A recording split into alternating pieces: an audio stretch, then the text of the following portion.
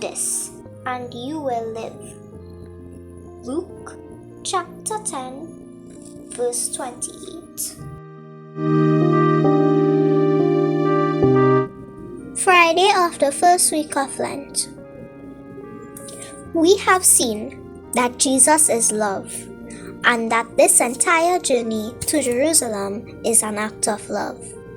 You and I were made for love. When we look at the story of creation in Genesis 1, we see that our hearts were made to be filled with God's abiding love. Unfortunately, because of the fall and the consequences of original sin, our experience of life feels flat. All humanity needs restoration, and the only one who can reconcile us back to God is God Himself. This is how we are to understand the person of Jesus and the reason we are on this journey to Jerusalem. Jesus, as the bridegroom Messiah, has come to wed humanity back to God. Jesus has come to bring all of us back into an intimate communion with the Trinity. This is what love is, and this is what love does. Love is something you do, not merely something you feel.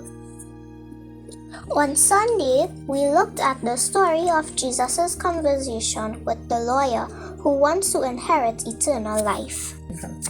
When prompted, the lawyer responds to Jesus by quoting the heart of Mosaic law. You shall love the Lord your God with all your heart, and with all your soul, and with all your strength, and with all your mind, and your neighbor as yourself. To that, Jesus responds, You have answered right. Do this, and you will live. Luke chapter 10, verses 25 to 28. Do this. That is what Jesus says to him. Do this. Again, love is something we do. How can we best understand how Jesus Himself loves? If we understand Jesus as the bridegroom Messiah, then the rite of matrimony gives us something to consider. Before the exchange of vows, for example, couples are asked, Have you come here to enter into marriage without coercion, freely and wholeheartedly? Jesus would respond, Yes.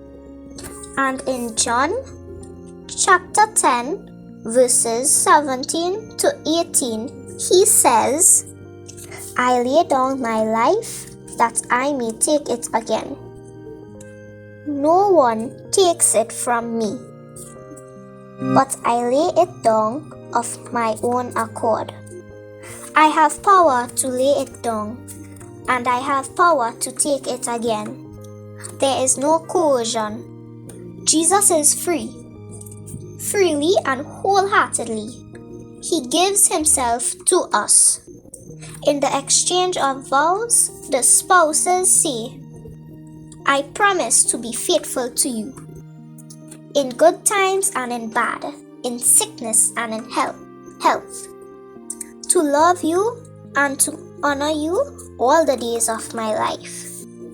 This too is applicable to Jesus.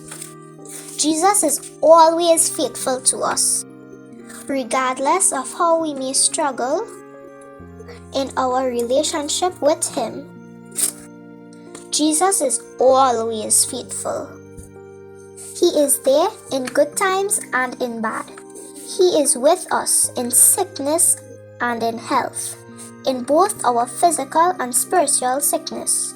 Jesus is there. At all times, in every moment of life, Jesus is forever loving us. For your prayer, Stay here for an additional 10 minutes. Today, pray with Isaiah chapter 62 verses 1 to 5. Be attentive to how these words were inspired by God to specifically describe Jesus. What words stood out to you as you prayed? What did you find stirring in your heart?